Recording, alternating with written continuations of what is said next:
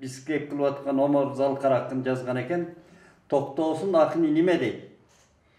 Sen özüңдө Байчечекей сыяктуу таза жүргөн тазакынсың уяттуу, азаматсың эрте жеткен акылга аңдап тургандайым тияк биякты.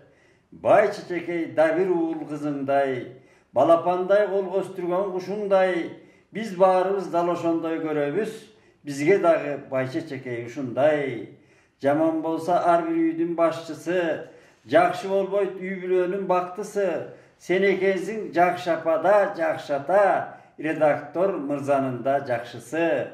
Жайлоодо көп самгүлдөрдүн түрлөрү, жайда назик булбулдардын үндөрү.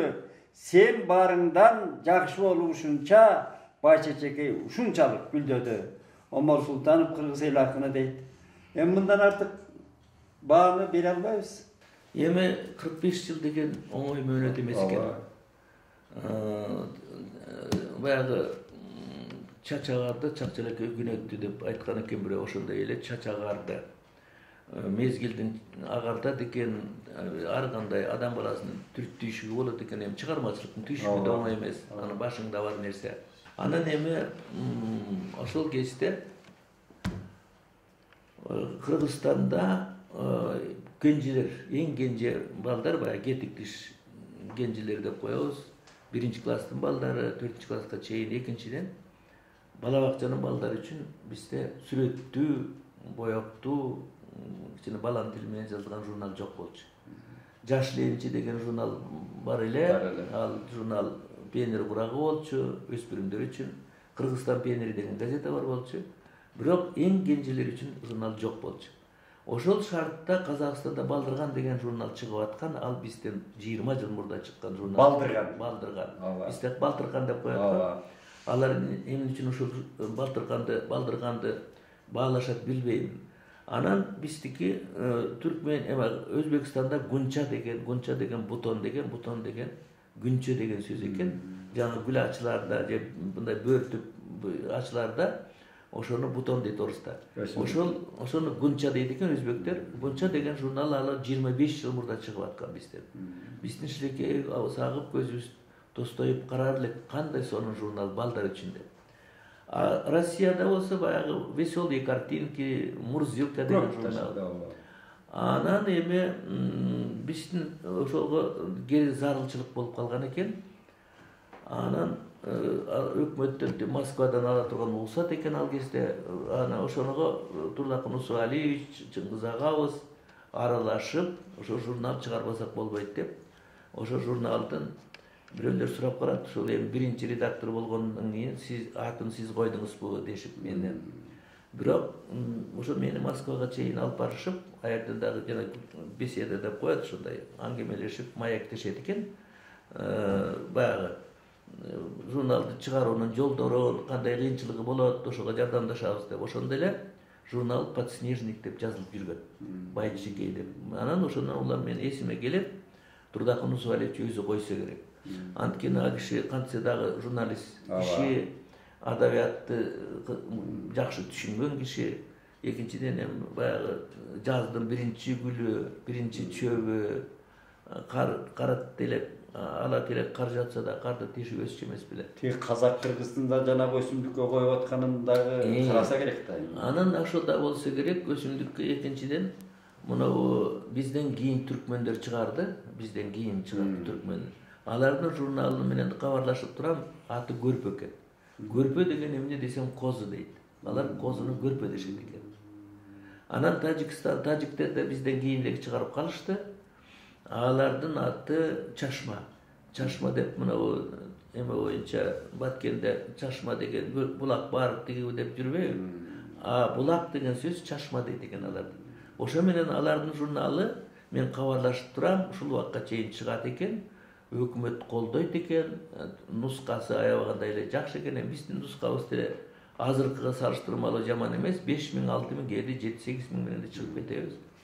Анан эми биз эми ошо чогун өчүрбөй, балдар адабиятынын бир өзүнчө эле бир мындай бир көркү болуп, балдар адабиятынын баштоочусу сыяктуу болуп турганы жакшы эми. Авторлорубуз үчүн. Жанагы жерден тарыхынан айта кетсеңиз, ошол сиз кандай тандалып калдыңыз? Ошол Murda ошо балдар адабияты жөнүндө алектенчи элеңиz, жазчу элеңиz. Эми ошо сурооңа жооп берейин. Мен Ленинчил жаш газетасында жакшы газета болчу. Нускасы аябаганда чоң 150 000 нуска менен чыкчу.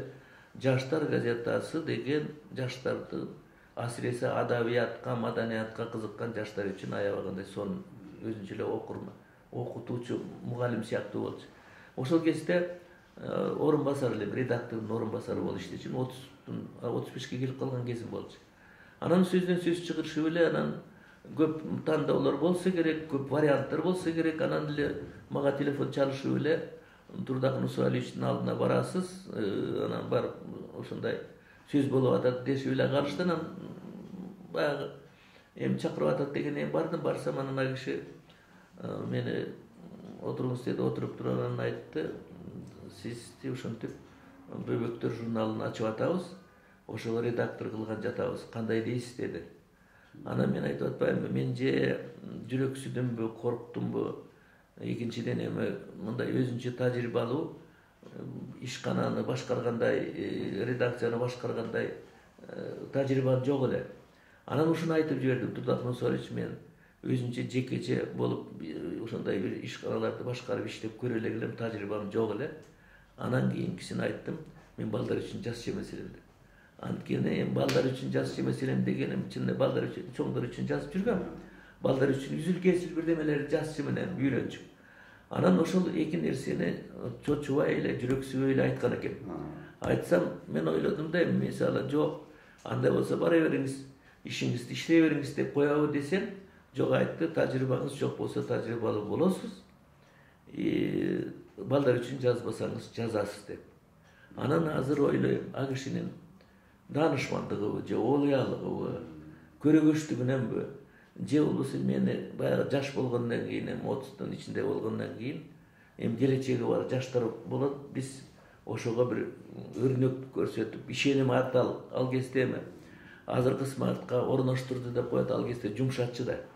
Жумшап жиберди да, жумшагандан кийин эми кээ бирлер айтып калат, ошол токтосун сени бир чети тандаганыбызда туура тандаган экенбиз. Эрге кыйшык эмес түз отуруп турсун деп. Эми ал деген мактаныч эмес, бирок факт да. Ошо тарыхын сурап атам. 45 жыл мен сактап калдым.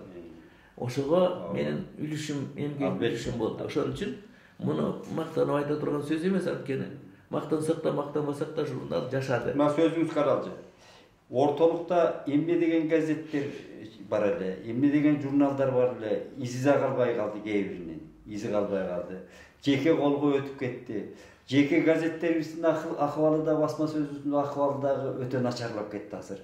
Бирок ушу бай чечекейди ушунча нускада кармап келатасыз да. Мен таң калам ушул. Анан көчөгө 45 жылды өткөрүп атасыз. Эми рахмат. Эми мындай да болуп атат. Сен айткандай биздин ичибизде айта берсе арман көп. Көптүгү ушул биз мына адабиятчыбыз. Адабият деген, журналистика деген бул эне тилди, кыргыздын тилин сактап кала турган эң чоң курал да бул. Анткени журнал чыкпаса, китебибиз чыкпаса, гезиттерибиз чыкпаса, анда биз эне тилибизди базардагы отурган соодагерлер менен өнүктүрөбүзбү? Ошон үчүн мынау өзүң айткандай чоң арман, Кыргызстан маданияты деген эмне деген гезит эле укмушта чоң тиражы бар болчу. Жаркылдаган кызматкерлер иштечи. Ар бир чабан колчуна салып жүрчү да. Экинчиден Чалкан деген сатира. Эми биз салыштырып айта турган болсок, Казакстанда журналынын аты Ара. Ара деген ары деген сөз. Ушул убакка чейин чоң нуска менен чыгат экен. Өзбекстанда Муштум. Муштум дегенде чоң нуска менен чыгат экен. Алиге чейин бизден мурда чыккан. Крокодил деген журнал Россияныкы дагы чыгып атат. Анан эми биздин ошол аттуу баштан Кыргызстан аялдары деген журнал, аялдардын журналы бар болчу. Кыргызстан маданиятынын чыкпай калышы бизге бир эле өкүнүчтүү нерсе. Албетте анан эми биз мисалы Өзбекстанда дагы ошого окшогон балдар үчүн көп нерселер чыгарып атышкан экен. Биз эми эне тилди сактоонун эң бир касиеттүү аракеттеринин бири ушул балдар адабиятын балдар басма сөзүнө ошого көп көңүл бурушубуз керек. Анан эми мындай да кыйынчылык болду бизде. Биз эми баягы сыдырга салгандай болгон жокпуз. Биз деле 90-жылдарда Байшекейде бир 2 айда бир чыгып калган учуру болду. Саргагаска чыгып калдык. Ал кыйынчылык болгондо ошондо Ал Тургай өкмөттөн мындай да сөз болду. Ал кишилер тирүү азыр эми ал кызматта эмес, ал кезде кичине мындай атка ээлге минип жүргөн кездери болчу. Журналды 3 ай 4 айда эле бир чыгарбайсыңарбы? Саргагаска эле чыкса чыга берсин. Же чыгарбай турсаңар бир заман оңолор, ошондо чыгарса болбойбу дегенге биз ошого каршы турдук. Каршы турганыбыз ошол. Эл жазуулуулар көбөйө баштады, эл ала баштады. Анан ошондо бир ыр чыгарганбыз. Байчечекей Баатыргүл бороонго да үшүбөйт, колдору шок чоңдордон корккондон титрейт деп. Анан алганыбызда жетсе керек, ошо менен журнал шүгүрчүлүк буга мен мугалимдерге, ата-энелерге, биздин күйөрмандарыбызга, балдар жазуучуларына, акындарына ыраазычылыгын билдирем. Анткени колдоп, буттап, баарыбыз жабыла Кудай дечи эмес беле ошондой болуп журналды сактап калдык. Анан эми журнал азыр дагы жакшы нускада эмел чыгып атат. Анан эми аракетибиз жаман эмес. Балдар адабиятынын мындай бир коргоочусу, балдар адабиятынын өнүктүрүүчүсү болгондой болот. Мына 45 жылда бир белгилейм дедиңиз эле, өкмөттөн мындай сиз кайрылдыңызбы өкмөткө кандай? Өкмөткө эми биз бир нерсе сурап, эч нерсе сурап кайрылган жокпуз. Эч нерсе материалдык жагынан дагы. Бирок мындай кабарлаганбыз, өкмөткө кат жазганбыз. Анткени Байшекей журналы январда 45 жыл толот деп. Анан атайын спец номер деп коебуз, атайын майрамдык номерди чыгардык. Анан биз эми рахмат айтсак болот, президент Байшекей журналынын 45 жылдыгын жакшы куттуктады. Ийгиликтер каалады, жамааты деп коллективге ыраазычылык билдиремин деди. Эми ал моралдык колдоо болду. Эми биз ага деле нааразы эмеспиз. Бирок баягы жетим өз киндигин өзү кесет деген бизге да тиешелүү болуп калды. Анткени мисалы бизге жылына бир жолу полиграфиясы үчүн, мисалы кагазы, боёгу чыгыш үчүн жылына бир жолу 250 000 бөлөт. Бир жылга 12 номерге. Ошол 12 номерге бөлүнгөн акча бизди 2 номер же 3 номерге араң жетет. Азыр кымбатчылыкта болуп кетип атпайбы? Демек өкмөттүн берген акчасы 3 номерге жетет. А калган 9 номерди, 10 номерди нусканы Байшекей өзүнүн жана подпискага коет почтага. Мына ата-энелер жазылып атпайбы? Ошондой болуп атат. Эми азыр дагы кагаз кымбаттап, боёк кымбаттап, кыйынчылык болуп атат. Эми кээде ошо 250 000 сомду бир жолу 20-жылы, 21-жылы бербей да калды бизге. Жыл аягына чейин беребиз деп. Ошо менен баягы мен айткандай эле киндигибизди өзү кесип атабыз. Эми муну да айтып коелу. Мына мен былтыр жаздым. Атайын эсептесек 170 генерал бар экен биздин мамлекетте. Же армия болсочу деп. Анан пенсияларын карап көрсөм, ошол генералдардын, армиясыз генералдардын өлкөсү 40 000, 50 000ден экен пенсиялары. Анан Байчечекейге бөлүнгөн 250 000иңиз ушул 4 генералдын бир айлык пенсиясы экен да. Эми генералдын да кызматы чоң кызмат. Аларга ийгилик каалайлы. Эми сиз ошол дагы ден соолукта болуп бул Байчечекей журналын эл үчүн, балдарыңыз үчүн, урпактарыңыз үчүн, кыргыз тили өлбөс үчүн чыгара бериңиз, ийгиликтерди каалайбыз. Эми мына кыргызда күлкү өмүрдүн мүлкү деген эң сонун акыл сөзү бар да. Азыр автобуста деле бир жерлерде кетип барсаңыз эле баягы электр тогундай чыртылдаган кишилер кабагын бүркөгөндө. Заман ушундайбы, же биз өзгөрдүкпү, же заман өзгөрдүкпү деп кээде чочуйсуз. Ушу күлкүнү унутуп калган кишилер бар да. Анан эми сиз сатираны түптөп ушу сатира менен келип атасыз. Мен мындай суроо берейин дейм сизге. Ошол замандаштар көп кишилер менен, көп акын өнөр адамдар менен, жалаң эле акын жазуучу эмес, башка музыканттар менен, белгилүү сүрөтчүлөр менен да жүрдүңүз. Ошондой бир күлкүлүү окуялардан айтып берсеңиз мына окурмандарга. Кандай бир кызык окуяларга кабылдыңыз да сиз небир? Эми асыресе баягы совет заманында adile керек нерсе экен. Жазуучулардын жана көркөм адабиятты пропагандалоо деген атай уюм бар болчу. Ооба. Ага калем акы да төлөчү. Ага тиги жер-жерлерге сүйлөшүп берчү жазуучулар союзунан. Биздин жазуучулардын группасы барган жатат 4 киши 5 киши. Ошолор менен жолугушуп уюштуруп берсеңер деп. Анан аларда кыргыз баласынын меймандос экинчиден совет заманында баягы атай бөлүнгөн фонд акча болот экен. Бизди жакшылап тосуп группаларды. Анан кийин эл менен жолугуштуруп, ал турга жана антип чөнтөгүбүзгө конверт берген учурлар да көп болгон. А деле материалдык стимул деле керек экен анткени. Жазуучунун дагы тирүү жан адыр жашай турган алдыда бала чакасы бөбөктөрү бар. Ошого каралашкан жакшы болчу. Ал жагын мисалы азыр айтып атышат, Казакстанда да бул ошол эле шарт уланып атыптыр деп. Өзбекстанда да айрыкча жакшы. Анан эми дагы эми келечектин иши биздин жардам шүгүрчүлүк ошондой даражага жетербиз. Анан биз ошо группаларда жүргөндө Байзаков, Түмөнбай Байзаков деген ошондой өзү абдан куудул, адамгерчиликтүү, анан салаваттуу жакшы киши болчу өзү. Ошол киши менен көп учурда да сыртка чыгып жүрдүк. Анан ошо бир эсте калганым айылына Барпы деген айылдан экен. Көптөн бери барбаптыр. Анан эл чоң залга толду. Аябай толуп, суроо берип атышат. Анан сагынып калганын баарын айтып атат, илгерки окуялардын баарын айтып атты, элдер эскерип атты. Бул киши да согушка катышканда. Анан өзү дагы аябагандай куудул, ошентип анан мектептин окуучулары да көп экен залда. Аңгыча болбой эле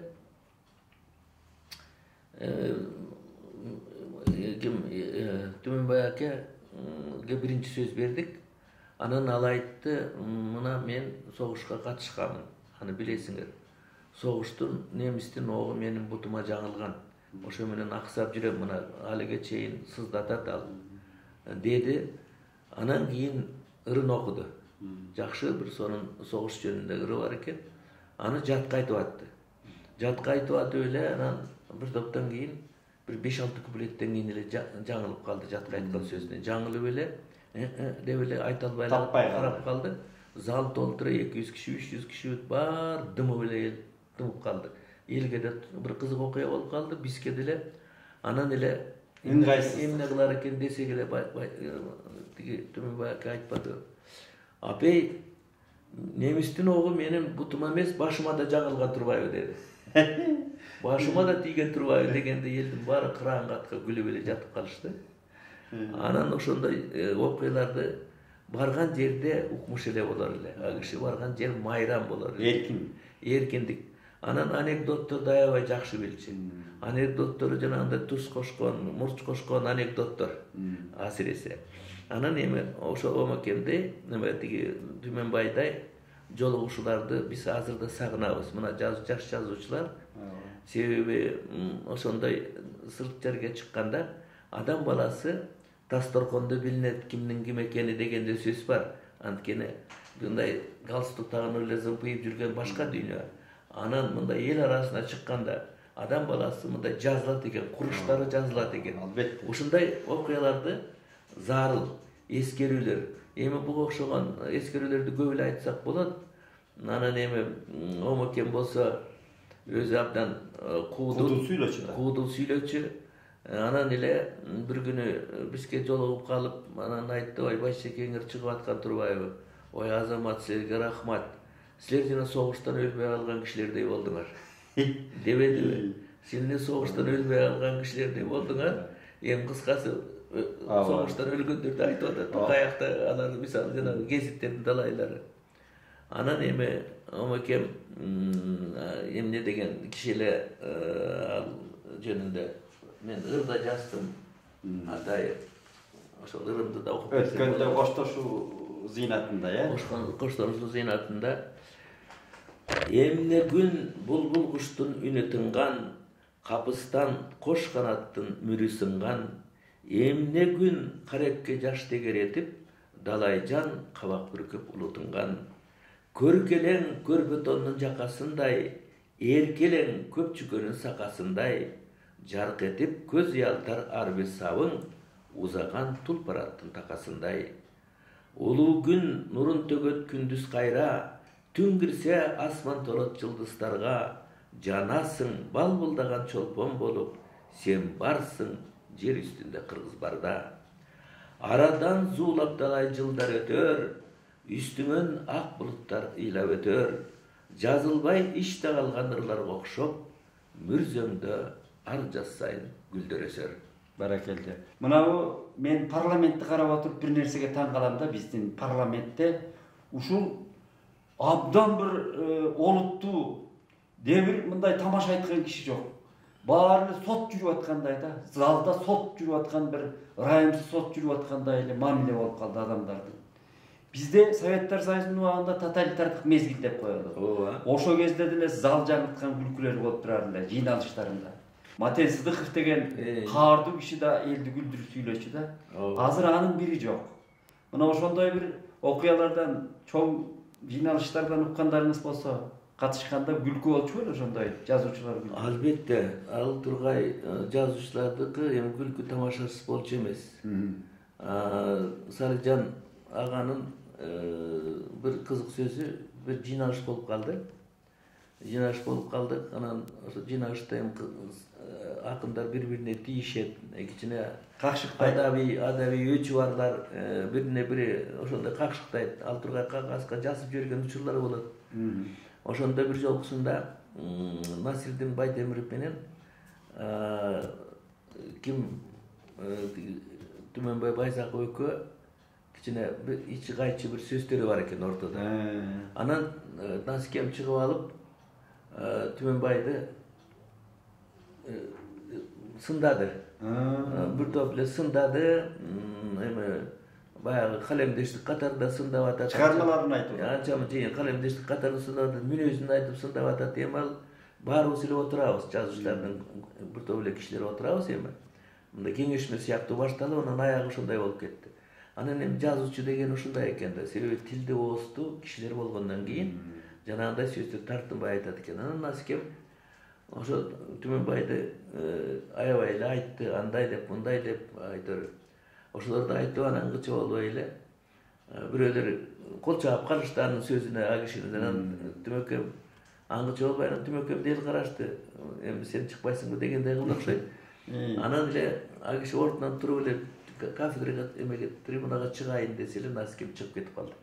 Эшкеби? Эшке чыгып кетип калды. Залдан эшке чыгып кеткенден кийин эле Түмөкем базада трибунага барып сүйлөйүн деп атканда эле бирөө кыйкылып калды. Аны эми чыгып кеткенден кийин аны эмнесин айтасың деди. Ал кетип калбадыбы десе, анда Түмөкем айтып атпайбы? Ал кеткен менен ага айтып барчылар ошол жерде отурат деди. Баракелде. Ошентип сөздү дагы жайына келтирет.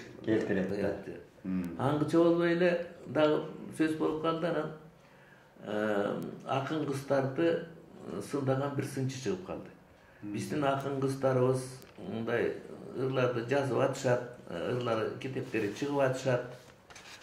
Бирок биздин топ жарган акын кыздар чыкпай атат. Ырларын ачат. Топ жарган акын кыздар жок. Азыр биздики мактана турган жүрөгүбүздө ырларынын бар коргошунда уюп кала турган кыздар жок. Эми сынчынын милдети ушул да. Ооба. Айтып атты, мүмкүн эл билген чындык чыгар, же болбосо өзү эле билген чындыкпы? Айтар ушинтип кичине мындай кытыгылаган сөздү айтып атты.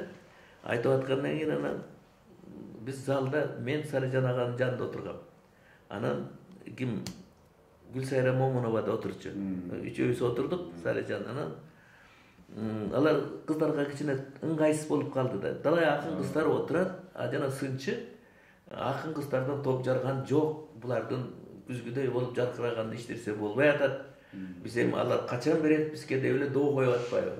Анан Салижан сынчылыгы да бар, куудулдугу да бар. Анан кимге? Гүлсайрага айтты. Ай, Гүлсайра, карачы силерди эмне кылып атат бул? Чыкпайсыңарбы? Айтпайсыңарбы? Кафедрага чыгып айткыла десе, эмнени айтам деди. Эмнени айтарыңды мен үйрөтөйүнбү? Айтыңыз деди. Анан айтты. Сен кафедрага чык деди. Трибунага чык да айткын. Өлүгүңдү көрөйүндөр дегенде түшүп кеткен кайда деди.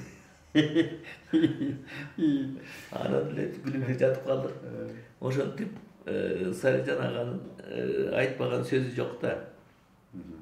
Анан эми бул Омокем жөнүндө сөз болуп аткандан кийин Омокем кимдин тушунда Акаев президент болуп турган учурда ал киши дагы депутат болууга аракет кылып, айтат жаш кези, жакшынакай жаркылдаган кадр сонун болуп турган кези.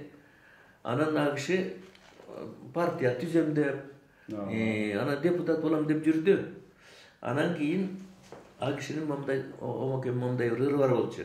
Акындын жолу чатак жол, агарга болсо кирбегин, химик же койчу физик бол, көп болсо болду билгениң деген ыры бар болчу. Химик бол же физик бол деген. Анан мен ошо физиктин тиги киши болсо физик эмес беле. Акаев. Ошондон улам физиктин жолу түзүк жол деп бир пародия жазган болчу. Кеп кеңеш сурап аба деп, кайрыла бербе мага көп, партия союз түзөм деп сандаган менде санаа көп. Кийинки кезде сен тургай ойлонуп калды Омокем, химикти билбейм, физигиң президент болчу жол экен деп. Атаңдын көрү. Анан ал да күлчү. Абдан жакшы. Айтты мен физик президенттер физик болбой деле болуп атат. Ошондой кетти эми. Анан эми акындарга өзүбүздүн тагдырыбызга байланыштуу азыр эми калемдеш акындастарыбыз жаштарга көчүнө көбүрөөк убал болуп калды. Биз эми улгайган акын жазуучулар мындай пенсияга да жетип калдык, дурусураак шүгүрчүлүк. Ала турган гонорарды буйруганын алып жүрдүк, азбы көппү, биздин поколение, биздин муунубуз кичине баягы андан мурдагы муундардай болбосо дагы, эми биз куру болгон жокпуз. Анан бу акындар жөнүндө көп эле арманыбыз жөнүндө жазылып жатты да. Анан кийин Абзый Кыдыров өзү мага калемдеш эле, экинчиден Кыргызстан балдар адабиятында чоң кызмат кылган киши. Анан ошонун мындай ыры бар болчу. Сени сүйдүм, аны эч ким биле албады, сенин атың китепке кире албады деген. Мен ошону жазганмын, түшүнүп каттым бул кишинин атынан. Сени сүйдүм, аны эч ким биле албады, тынч койбоду сүйүүнүн бул арманы. Дубалдарга атыңды жазып кетем, эки жакты абайлап турам дагы. Канчеледим көңүлдүн торкосуна, орноп турсуң жүрөктүн толтосуна. Экөөбүздүн атыбыз бардык жерде, кошул белги коюлган ортосуна. Кубандымбы өзүңдү тапканыма, калбай туруп таң калам шашканыма. Жаным сенден кечирим суранамын, жазбас жерге атыңды жазганыма. Окуп алып бир кезек таарынбагын, чын сүйүү деп түшүнгүн анын баарын.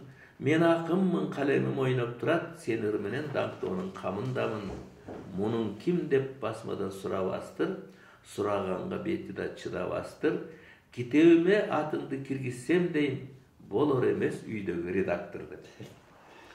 Мынау үмүт барбы? Бизде муну кошуна эле Өзбекстандай, Казакстандай ушул мамлекетибиз биздин жазуучуларга ушул бир кайрадан көңүл берип, очогун тутантып, бир эме кылат деген оюңуз барбы сизде ошондой үмүт? Эми бул сен аттанып отурган суроо. Бул азыр эми чындап келгенде мындай эси жок гана киши билбейт, эстүү киши коом өзгөрдү. Коом өзгөргөндө дагы азыр айтып жүрүшпөйбү? Жакшы жагына да өзгөргөн жок, жаман жагына да өзгөргөн жок, өзүнчө башка бир заманга өзгөрдү. Өзүнчө башка түшүнүксүз нерселери көп. Анан ошон үчүн мисалы мына Европада эмне деген шундук болуп атат, Украина менен Россиянын тарыхы. Эми баягы биздин айталык, эми кантса дагы биз түптүү журтпуз. Дүйнөдө Кыргыз деген бир эле жерде бар. Ушул эми баягы биз менен болуп жүргөн Кытайда, тияк биякта. Бирок биздин Манастын арбагы колдосун деген эзелтен келген жакшы сөзүбүз бар. Кантса дагы биздин оозубуз Алладан кийин эле Манас келет. Ошон үчүн үмүт шайтан дейт, биз үмүт түзбөшүбүз керек. Бирок ар бир кыргыз адамы, казактарда бир жакшы уран пайда болуптур. Ар казак менин жалгызым деген. Демек биз да ошентип жашашыбыз керек. Ар кыргыз менин жалгызым деп. Ошон үчүн бирибизге бирибиз ак ниет менен мамиле кылып, колдоп, бийликте жокпу, карапайым кишиби, бардыгыбыз кыргыздын тукумубуз, манастын чүрпөлөрүбүз. Ошон үчүн биз чоң үмүт менен жашашыбыз керек.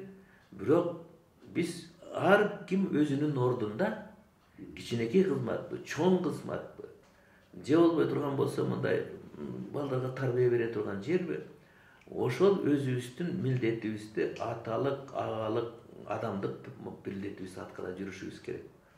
Анан эми биз капа боло турган нерсени сурасаң, мисалы жеке ар адамдын айтып келет, атадан алтоо болсоң да ар жалгыздык баштабар дейт. Ар адам өзүнүн кайгысы, муңу, арманы, өкүтү болот. Ошон үчүн мен мисалы кыргыздын атуулу катарында, кыргыздын манастын чүрпөсү катарында мен эми башкаларына көп анчалык кейгеним деле жок. Бирок мына кыргыз манас чогулткан кыргыз чачылып кеткенибизге кейим. Анткени ала тоону жердеп келдик, ак калпак кыргыз эл деп.